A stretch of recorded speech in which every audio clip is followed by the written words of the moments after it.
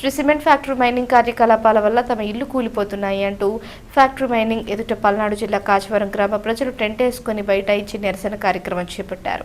వివరాల్లోకి వెళితే పల్నాడు జిల్లా దాచేపల్లి మండలం పెదగార్లపాడు శివారులో ఉన్న శ్రీ సిమెంట్ ఫ్యాక్టరీ మైనింగ్ వల్ల సమీప గ్రామమైన కాచవరం గ్రామంలో ఉన్న నివాస గృహాలు పూర్తిగా దెబ్బతింటున్నాయని ఫ్యాక్టరీ మైనింగ్ ఎదుట టెంట్ వేసుకుని గ్రామస్తులు ధర్నా చేపట్టారు.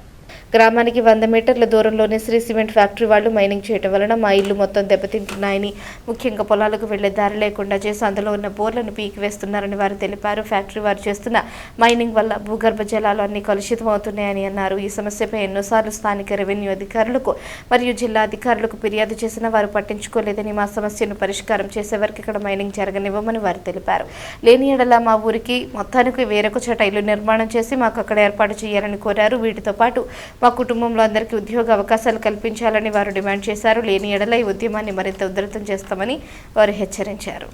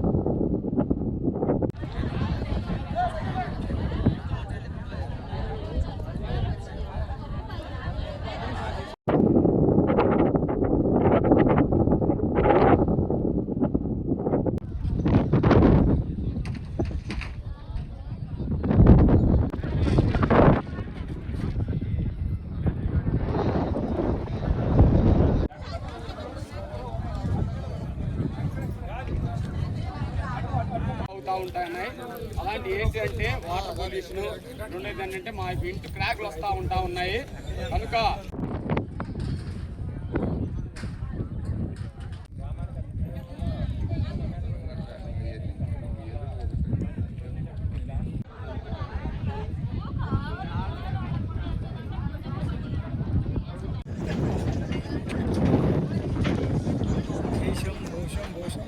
ఒక 700-800 ఎకరం పొలం ఇచ్చాము.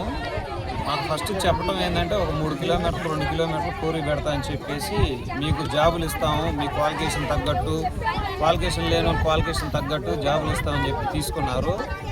మేము గుడ్డిగా నమ్మి పెద్ద కంపెనీ మన ఏరియాకి వస్తే మన పల్లెటూరులో మన ఏరియా బాగా డెవలప్మెంట్ అయిందని చెప్పి గుడ్డిగా రైతులు ఇచ్చాము. ఇచ్చిన తర్వాత జాబులు ఇవ్వకపోగా కోరి తీసుకొచ్చి ఊరమ్మటే పెట్టారు. ఆ సైదిరెడ్డి అన్నట్టు ఒక 100 మీటర్ల దూరంలో పెట్టారు. ఆ 100 మీటర్ల దూరంలో పెట్టి ప్లాస్టింగ్ చేసినప్పుడు ఏమవుతుందంటే ఆ అదురుకి ఊర్లో ఉన్న బెజ్జాలని ఒత్తకపోవటం, మంచినీళ్ళు రాకపోవటం, ఆ ఇళ్ళ కిరాట్లు కొట్టడం, ఆ దుమ్మంతా ఇళ్ళ మీదకి ఊర్లో జనం మీదకి రావటం, ఆ దుమ్ము డస్ట్ అది మొత్తం రావటం ఒక పెద్ద సమస్య. రెండో సమస్య, ఈ ఊరికి బోరింగ్లు ఉన్నాయండి, ఒక 50 బోరింగ్లు. చిట్టినాడు కంపెనీ అతను పొలం వేసుకొని ఇస్తున్నాడు. వీళ్ళు ఆయన ఎక్కడి నుంచో వచ్చిన ఆయనకెట్లా సంబంధం ఉంటుంది, ఊరు రైతులది సంబంధం ఉంటుంది, కానీ ఆయనకెట్లా ఉంటుంది.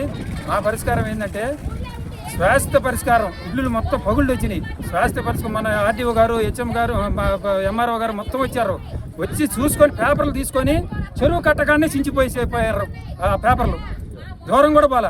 2 నెలల నుంచి అయితే ఎప్పుడు వాళ్ళకి ఇట్లా పట్టించుకోవట్లా. వాళ్ళకి ఇట్లా కోరికలు నెరవేర్చిన దాకా ఈ టెంట్ హౌస్ అనేది ఆపడానికి లేదు, మైనింగ్ జరగడానికి లేదు. ఈ వంట మార్పిడి కార్యక్రమం కూడా ఇవన్నీ ఉంటుంది. వంట మార్పిడి కార్యక్రమం జరుగుతుంది. మొత్తం ఆ డిమాండ్లు నెరవేర్చిన దాకా ఇది కొనసాగిస్తాం. ఇది ఫస్ట్ నాగలేట్ కళ్ళు పెడతామని ఆయన వచ్చి మాట్లాడిండు. సరేను మీ పిల్లతరం పోతుంది, ఊరు ముందు మైనింగ్ పెట్టమన్నారు. అంటే నాగలేట్ కళ్ళని మేము ఇచ్చినాం. వాడు ఊరు ముందు తీసుకొచ్చి పెట్టిండు. ఇప్పుడు ఇళ్లలో ఉండాలంటే మా ఇళ్ళన్నీ కిరాటు కొట్టినాయి. ఉంటామంటే అసలు అట్లా కూర్చుంటూ దమ్మడమ్మ ఒకటే బాంబు సౌండ్. చైన్ నుంచి వస్తుంటే 7-6 గంటలు నిలబడతారు ఆడవాళ్ళు. ఆడవాళ్ళు మొత్తం తగులుకుంటే మొగళ్ళు ఆపుతారు. మేమైతే ఆడవాళ్ళు పోయి అట్లా కాదు. ఈ మొగళ్ళు ఆగండి పరిష్కారం చేస్తామంటారు. వాళ్ళు నోరు లెక్క చేయట్లేదు.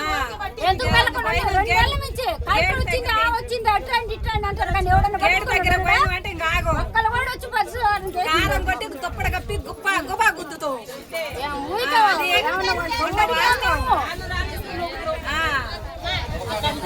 శ్రీ సిమెంట్ ఫ్యాక్టరీకి విక్రయించడం జరిగింది. ఆ విక్రయించే సమయంలో శ్రీ సిమెంట్ ఫ్యాక్టరీ యాజమాన్యం వాళ్ళు ఇక్కడ ఉన్నటువంటి గ్రామంలో ఉన్నటువంటి ప్రతి రైతు కుటుంబానికి అర్హత కలిగినటువంటి వాళ్ళకి ప్రతి ఒక్కరికి కూడా జాబులు ఇస్తామని హామీ ఇచ్చినటువంటి పరిస్థితి. అదేవిధంగా దాని తర్వాత 2020